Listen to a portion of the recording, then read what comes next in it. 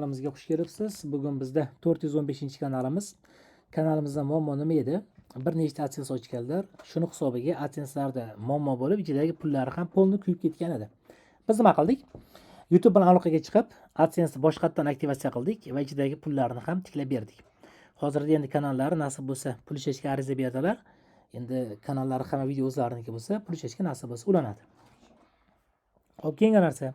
Pin kodlarni ham ichida xalqib berdik. Pin kodlari umuman kelmagan ekan. AdSense xullas porni boshqatdan chiroyli qilib hamma yog'ini nasrga qilib berdik.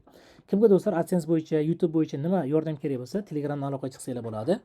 Telegram raqamimiz 99 791 32 32 do'stlar. Aloqaga chiqaverasizlar. Xullas shu mana.